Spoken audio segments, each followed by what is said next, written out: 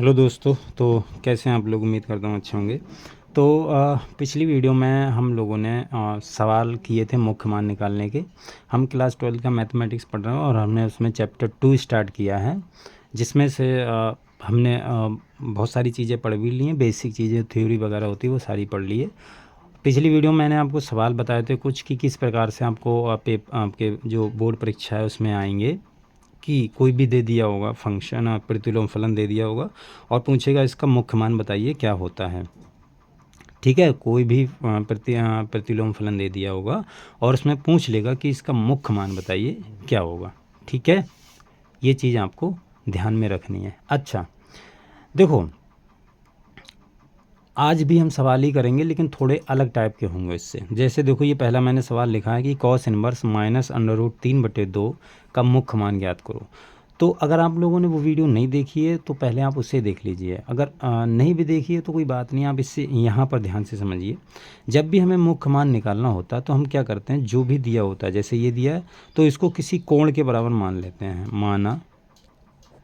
माना cos inverse minus root 3/2 बराबर x. आप एक्स की जगह वाई भी ले सकते हैं, जेड भी ले सकते हैं, थीटा भी ले सकते हैं।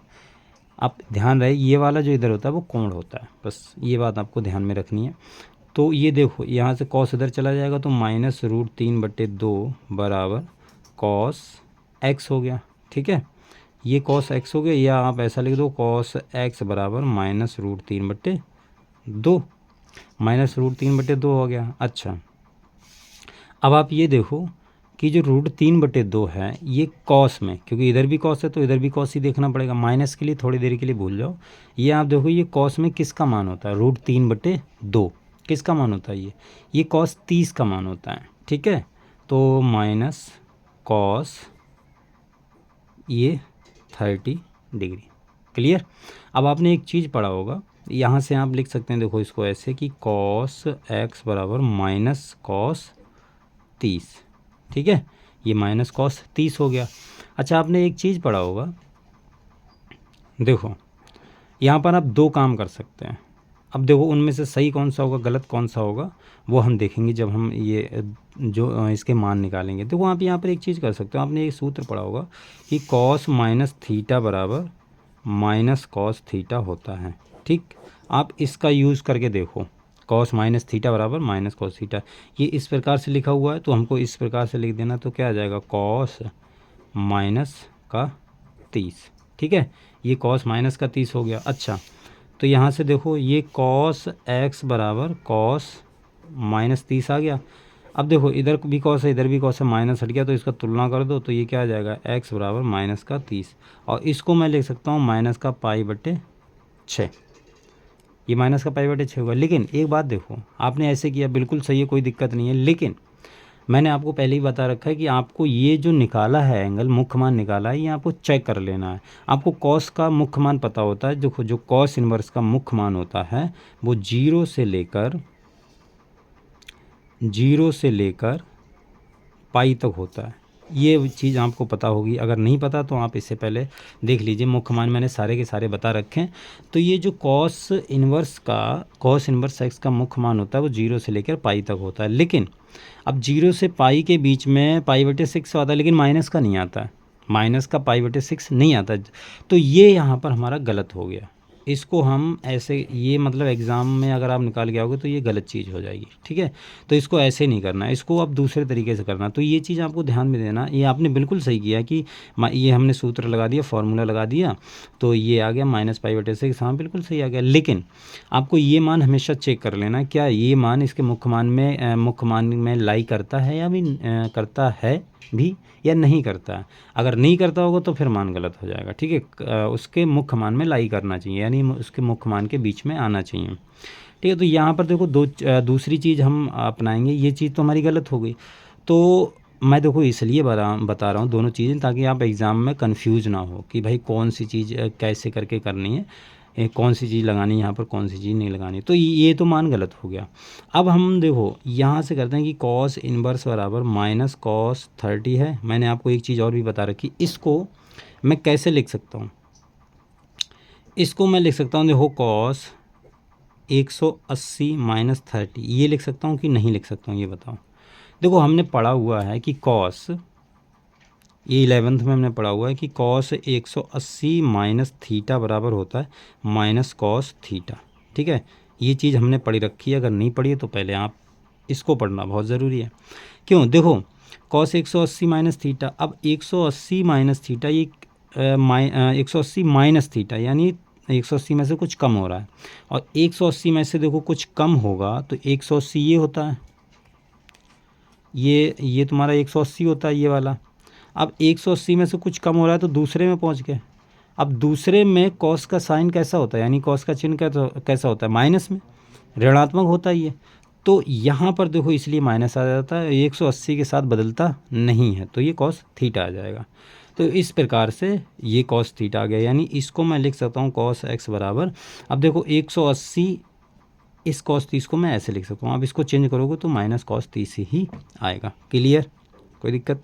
ठीक है, अब देखो 180 माइनस 30 है, यहाँ पर मैं एक चीज़ कर सकता हूँ, 180 माइनस 30, अब देखो 180 में से 30 गया, कितना बचा, 180 में से 30 गया तो 150 बचा, यानी 150। अब दोनों ओर तुलना कर सकता हूँ, तो x बराबर कितना आ गया, 150 आ गया। क्लियर, अब आप इसको आप रेडियन में चेंज कर लो। अब देखो जो कॉस इनवर्स का जो मुख्य मान होता है वो 0 से लेके पाई यानी 180 तक होता है, 180। ठीक है, यानी 0 से लेकर 180 तक कॉस का मान होता है, और एक्स का मान आया कितना, 150। तो देखो 0 और 180 के बीच में 150 आता है, ये बात कंफर्म है, 150 आता है, हाँ ये इसका मुख्य मान बिल्कुल सही है। तो आपको इस प्रकार से ना करने की बजाय जो हमने ये किया है, ये वाला फार्मूला लगाया, आपको इस प्रकार से करना है। दो प्रकार से सवाल होते हैं मुख्य मान वाले, तो अगर पहले आप इससे चेक कर लीजिए, अगर इससे सही आ जाए तो इससे एग्ज़ाम में कीजिए, और इससे सही आ जाए तो इससे कीजिए। ठीक है, दोनों मान, कभी कभी इससे सही आ जाता है, कभी कभी इससे सही आ जाता है, कोई दिक्कत नहीं है उसमें, लेकिन पहले आप चेक कर लीजिए। ठीक है, एग्ज़ाम में करने से पहले आप चेक कर लीजिए रफ कॉपी पे, किधर भी रफ पेज पे। तो अब इसको रेडियन में चेंज कर लो। इसको रेडियन में कैसे करके चेंज करते हैं, यानी 150 है, इसको पाई बटे 180 से भाग दे दो आप, पाई बटे 180 से भाग दोगे तो कितना आ गया, देखो ये 0 से 0 गया, 3 पंजे 15 और 3 छक 18, तो ये आ गया 5 पाई बटे 6। तो x का मान आ गया तुम्हारा 5 पाई बटे 6। ठीक है, ये तुम्हारा मुख्य मान हो गया इसका। क्लियर, तो देखो हमने एक सवाल ये कर लिया है। तो देखो ये दूसरा सवाल है, इसमें देखो ये थोड़ा अलग टाइप का है। इसमें बोला है साइन इनवर्स, अंदर भी साइन ही है। ठीक है, बाहर तो साइन है ही, अंदर भी साइन ही है। तो साइन इनवर्स साइन 7 पाई बटे 4 यानी 7 पाई बटे 4 का मुख्य मान हमको निकालना है। क्लियर, इसका हमें मुख्य मान निकालना है। देखो इसका हमें मुख्य मान निकालना है, तो सबसे पहले देखो मानना तो वही है। अगर इसमें हम x बराबर मानेंगे तो देखो आप इसमें इसको अगर इस प्रकार से देखो, दो तरीके से हो सकता है, मैं इसको दो तरीके से बता रहा हूँ। आप मान लेना, माना साइन इनवर्स साइन 7 पाई बटे 4 बराबर x, इसको ऐसे करके मान लिया। पहला देखो बता रहा हूँ, इसको ऐसे करके मान सकते हैं। दूसरा, इसको साइन को उधर ले जाओ तो इधर क्या बचेगा, साइन 7 पाई बटे 4 बराबर साइन x हो गया। ये इस प्रकार से हो गया। ठीक है, इसको हमने, अब देखो दोनों तरफ साइन ही है तो किधर भी चेंज करने की ज़रूरत है नहीं, तो साइन x बराबर साइन 7 पाई बटे 4। तो आप तुलना करके डायरेक्ट इसको लिख सकते हैं, कोई दिक्कत नहीं है कि x बटे 7 पाई बटे 4, लेकिन 7 पाई बटे 4, अब जो साइन का देखो, जो साइन इनवर्स का मुख्य मान होता है वो माइनस पाई बटे 2 से प्लस पाई बटे 2 तक होता है, यानी -90 से +90 के बीच में होता है। क्लियर, लेकिन 7 पाई बटे 4 देखो ये क्या आ रहा है, इसको पहले आप इधर, अगर आपको दिक्कत हो रही तो आप इसे ऐसे कर लो। पाई का मान होता है 180 और 4, इसको कट करो, 2 दूनी 4 और 2 नेम 18 और 45। ठीक है ना, अब देखो 7 से इसका मल्टीप्लाई करो, 7 पन्ना 35 हो गया तुम्हारा, 3 बच्चा और 7 चौक 28 और 3 31, तो 315 आ गया। ये तो 315 डिग्री आ गया, ठीक है। अगर ये कहीं पर दिक्कत हो गई हो तो आप इसे चेक कर लेना। ऐसे मैंने से काटा, देखो 2 दूनी 4, 2 में 18 0, और फिर ये 2 पंजे, हाँ सही है, ठीक है। तो 315। अब 315 माइनस 90 और 90 के बीच में तो लाई नहीं करता, तो आप x बराबर 7π/4 लिख दो, तो ये तो डायरेक्ट गलत हो जाएगा, ठीक है। तो आपको इसको कैसे करके करना है, आप इसे पहले चेंज कर लो। आप इसे पहले क्या कर लो, चेंज कर लो। देखो चेंज कैसे करके करना है, चेंज ऐसे करके करना है कि 7π/4 है, आप इसे क्या लिख सकते हो, देखो आप इसे लिख सकते हो 2π माइनस π/4 लिख सकते हो कि नहीं। देखो इसका इधर करो, 4 दूनी 8, 8 में से 1 गया तो 7 बचा, तो 7π/4 इसको आप ऐसे लिख सकते हो। देखो ये इस टाइप के आपने 11th में बहुत किए होंगे, तो यहाँ पर मुझे लगता नहीं कि आपको कोई दिक्कत होगी। फिर भी अगर दिक्कत होती तो आपको पहले 11th का ये चीज़ कंप्लीट करनी पड़ेगी, वरना सवाल में दिक्कत हो सकती है, ठीक है। तो देखो इसको मैं ऐसे लिख सकता हूँ। अब आप एक चीज़ समझो, देखो ये जो हमारे पास में ये होता है, ये चीज़, ये 0 होता है, ये 90 होता है, ये 180 होता है, ये 270 होता है, और ये 360 होता है, 360। देखो इसको मैं π/2 लिख सकता हूँ, और इसको 2π हो गया, ये तुम्हारा सॉरी पाई हो गया, ये तुम्हारा 3π/2 आ जाता है, ठीक है। और ये तुम्हारा 3π/2 आ जाता है, और ये तुम्हारा 3π/2, हाँ ये तुम्हारा 2π आ जाता है, ठीक है। तो इस प्रकार से अब आप देखो एक चीज़ में, एक चीज़ चलो मैं यहाँ पर आपको बता ही देता हूँ। इसमें क्या होते हैं, सभी यानी ऑल पॉजिटिव, यानी सभी धनात्मक होते हैं, साइन कॉस टैन जितने भी होते हैं सभी धनात्मक होते हैं।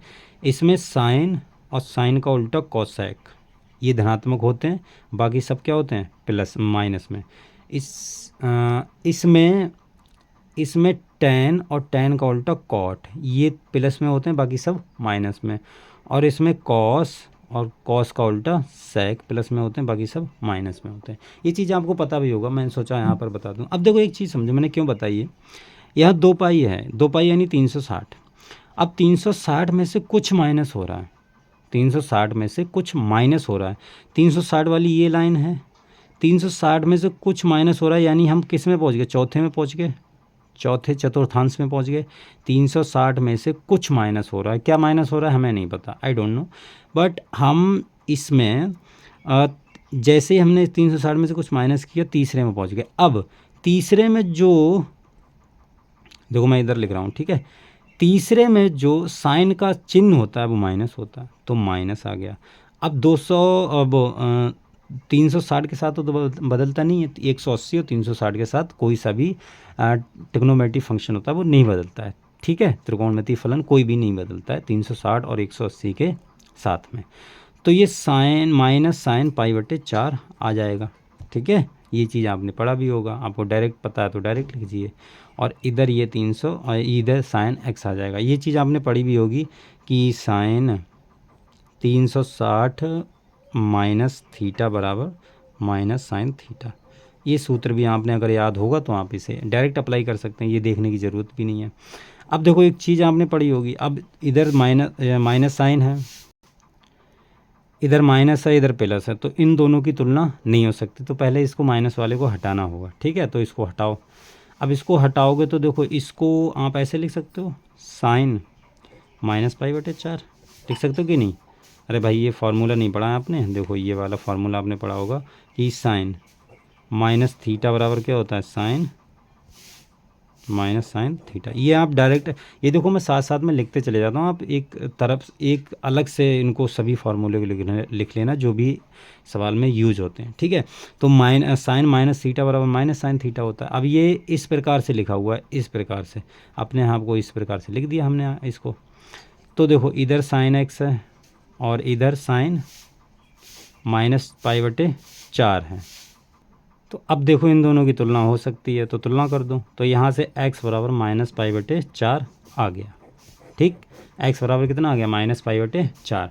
तो आप ये देख लो कि माइनस π/4 क्या माइनस 90 और प्लस 90 के बीच में आता है, हाँ बिल्कुल आता है, -π/4 का मतलब क्या होता है? 45। 45 माइनस 90 प्लस 90 के बीच में आता है, -45। ठीक है, तो ये तुम्हारा इसका मुख्य मान हो गया। ठीक है, तो ये थोड़े अलग सवाल थे और अगले वीडियो में हम और भी थोड़े अलग सवाल करेंगे और 2-1 सूत्र भी बचे हैं, उनको प्रूफ मैं करवाऊँगा आपको। ठीक है, तो आप इससे इन दोनों सवाल को बहुत अच्छे से कीजिएगा, बहुत इंपॉर्टेंट सवाल है ये, खास तौर पे ये लास्ट वाला। ठीक है, जो मैंने साइन वाला करवाया ये बहुत इंपॉर्टेंट है और ये थोड़ा मैंने इधर थोड़ा लिख दिया, तो आप इसको ध्यान में रखना ताकि आपको कोई दिक्कत ना हो। मैंने साथ साथ बताते चला हूँ कि कैसे करके ये निकल रहा है। क्लियर? चलिए फिर आज के लिए इतना ही रखते हैं, मिलते हैं अगली वीडियो में, तब तक आप देखते रहिए। Okay, bye.